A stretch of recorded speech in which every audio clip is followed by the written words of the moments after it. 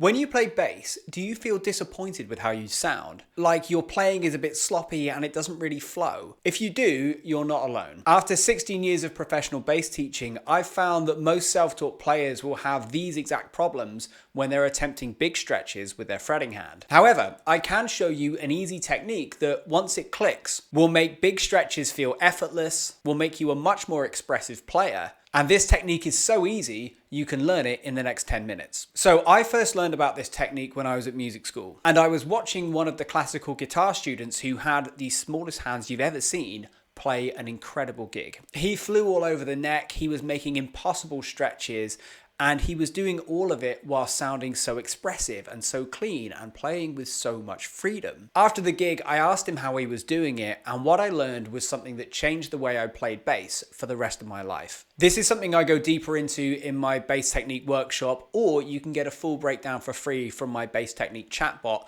Both of them are linked below in the description. But in a nutshell, the problem here is that the idea that you can't play big stretches if you have small hands is a bit of a lie. Now, before people go mad in the comments, I'm not trying to say that hand size isn't a factor, but our hands are only small in relation to the stretches that we have to make. For example, if I personally have to play a stretch that goes from here to here,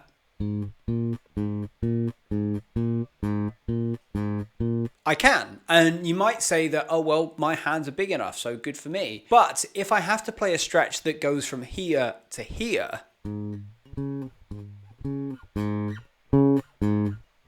my hands are way too small. What I'm saying is that many bassists will use small hands as an excuse to avoid learning the techniques they need to know to make big stretches feel effortless and sound good. And ultimately, if playing big stretches is hard, then blaming small hands is like learning to drive by taking juggling lessons. Ultimately, you won't get very far because you're focusing on the wrong things. But this does bring up a new problem. If small hands are the wrong things to focus on, what should you be focusing on to play big stretches and clean up your technique? Well, I'm going to show you this in two parts. We're going to talk about mechanics and we're going to talk about habits. Mechanics will cover the technique, but learning that technique is useless if you're still carrying bad habits, which is why we're going to start by eliminating one bad habit in particular. Because if you don't eliminate this specific bad habit from your playing, you'll never be able to make big stretches and play with the kind of freedom you want. So, what's this bad habit? Well, one day after meeting this classical guitarist, I was back at music school practicing and learning a song that had a lot of stretches in the low area of the neck, like this.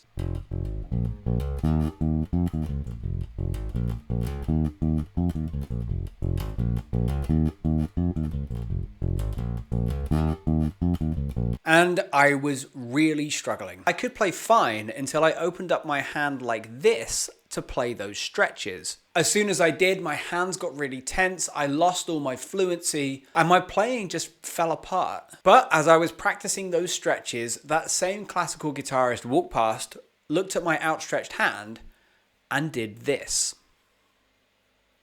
And that's when I learned a really crucial lesson about this bad habit. Let me explain. We can't necessarily see it with the naked eye, but you can put the fingers on your fretting hand into two distinct groups. You have the middle and ring fingers, which are great at this downward motion, and the index and little finger, which are great at this outward expansion movement like this.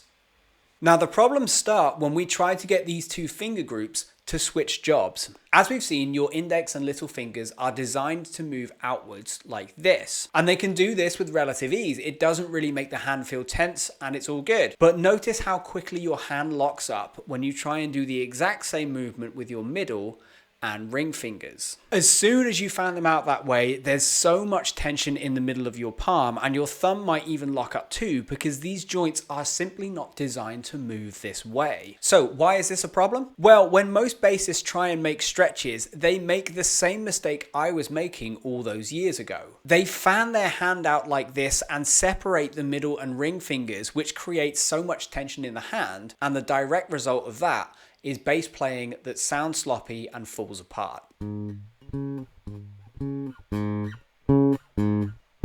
That's why this fanned out hand position is a bad habit you simply must eliminate. But the good news is, now that you know this, you're actually in the perfect spot to replace this bad habit with a better technique that will make playing big stretches feel effortless, unlock a lot more freedom in your playing, and the best part is, it is incredibly easy to learn. As I've sort of implied already, the key to making big shifts and stretches on the bass is to use good hand mechanics, or in simpler terms, to use the fingers and hands in the way that they naturally want to work. Now, we've already seen that expanding the index and little fingers out like this feels really, really easy, but in truth, when it comes to big stretches, that's only half the job. The reason why we had to go over the bad habit first is because the key to making big stretches are actually these two fingers here. As I've already said, these two fingers are very good at this downward motion here, like you're making the rock hand sign that you'd see at loads of gigs. And whilst the middle and ring fingers are like that, the two on the outside are free to move really, really easily too. But here is the crucial thing. You can only maintain that tensionless state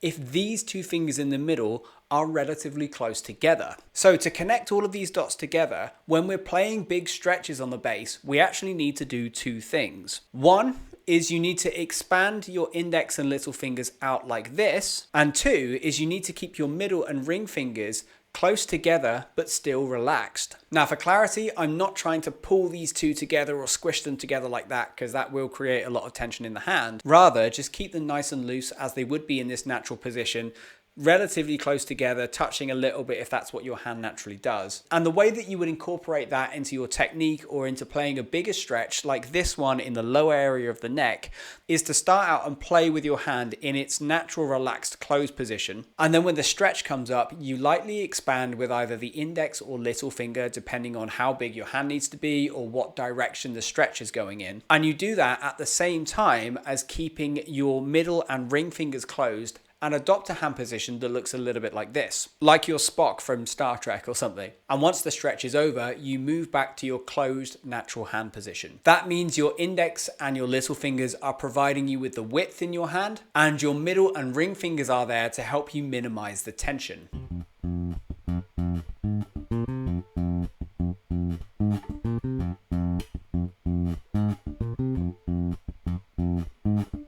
However, now you have a new problem. Everything you've just learnt about making stretches will count for nothing if you don't now learn to apply this technique to real music. After all, technique is no good if it falls apart every time you try and play a bass line or a fill. Now, I've done a video on a simple bass fill system, and if you want to solidify this concept into your own playing, it's the perfect place to start, and this really is the next dot that you need to connect. So click up here to watch that video and learn about that system next.